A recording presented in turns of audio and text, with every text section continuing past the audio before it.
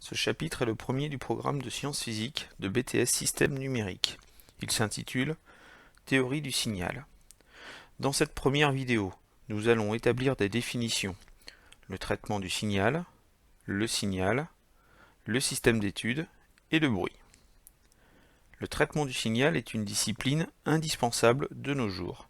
Elle a pour objet l'élaboration ou l'interprétation des signaux porteurs d'informations. Son but est donc de réussir à extraire un maximum d'informations utiles sur un signal perturbé par du bruit en s'appuyant sur les ressources de l'électronique et de l'informatique. L'amélioration des performances du système est d'abord liée au développement des techniques de traitement de l'information grâce au progrès de l'électronique et de l'informatique. Parmi les types d'opérations possibles sur ces signaux, on peut noter le filtrage. Dans un signal contenant plusieurs fréquences, le filtre permet d'en extraire certaines ou d'en supprimer. La réduction du bruit. Lorsque des informations sont noyées dans le bruit, un traitement du signal permet d'extraire le signal utile. Dans la première photo, on distingue très mal la galaxie. Sur la dernière, on l'identifie sans problème. Le contrôle. Le traitement du signal permet de réguler une grandeur. La vitesse d'une voiture par exemple ou la distance qui la sépare de celle qui est devant. La compression. On est souvent amené à compresser un ensemble de données pour limiter son encombrement, des images par exemple ou de la musique. La prédiction. La connaissance d'un système permet de prévoir son évolution en tenant compte des paramètres qui le perturbent.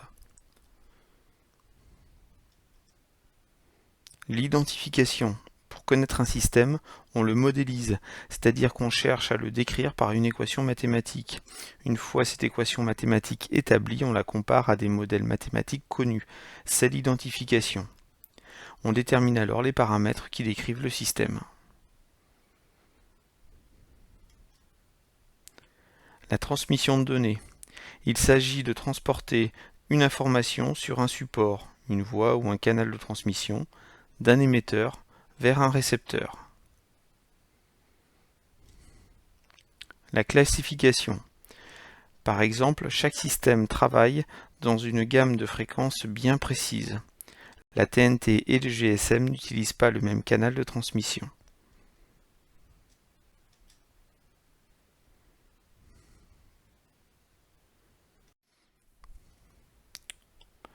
Le signal est une grandeur, par exemple électrique, acoustique, lumineuse, ou une suite de nombres qui décrit l'évolution d'un phénomène physique véhiculant une information, par exemple un son, une parole, une image ou encore une température.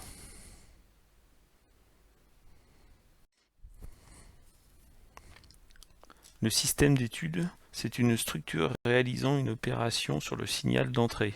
Elle produit ainsi un signal de sortie.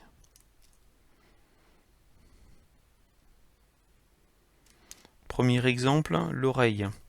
La grandeur d'entrée, c'est une variation de pression, c'est-à-dire une vibration de couches d'air successives qui viennent se répercuter sur le tympan. La grandeur de sortie, c'est un signal électrique sur le nerf auditif.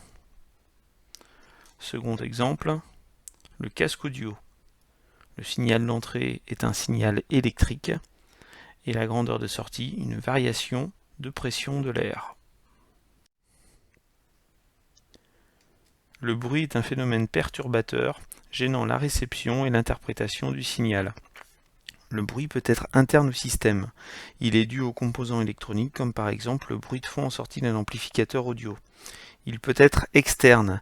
Il est alors lié à la réception d'un signal, comme le bruit de friture dans un récepteur entre deux stations radio.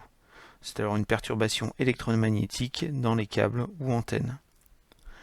Toute mesure ou transmission d'un signal est donc affectée par un bruit qui se superpose à l'information. Ce phénomène est inévitable. La notion de bruit est très relative. Prenons l'exemple d'un téléviseur relié en Wi-Fi à une box. L'utilisateur numéro 1 peut observer une dégradation de la qualité de l'image de son téléviseur à la mise en service du four micro-ondes.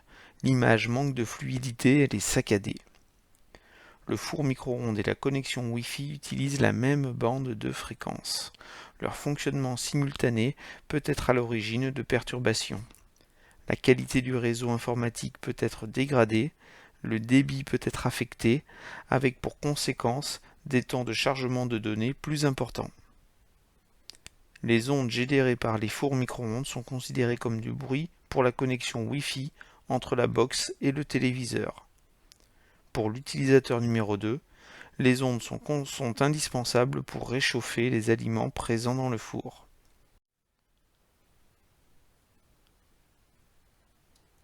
Le rapport signal sur bruit, ou SNR, compare la puissance de bruit à celle du signal.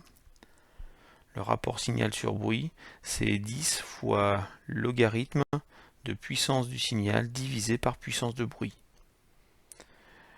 Il est aussi égal à 20 fois logarithme de S sur B, où S et B sont les valeurs efficaces du signal et du bruit. L'unité du rapport signal sur bruit est le décibel. Le rapport signal sur bruit permet donc d'apprécier la qualité d'un signal et de déterminer la sensibilité d'un dispositif. On détermine ainsi la dégradation du signal. L'influence du bruit sur un signal sera d'autant plus faible que le rapport signal sur bruit sera grand. Quelques exemples. En téléphonie, il est supérieur à 50 dB.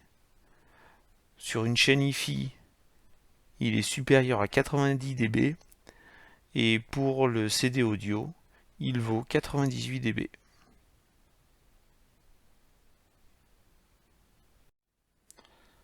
Cette première vidéo est maintenant terminée. Je vous invite à regarder la vidéo suivante, intitulée Classification des signaux.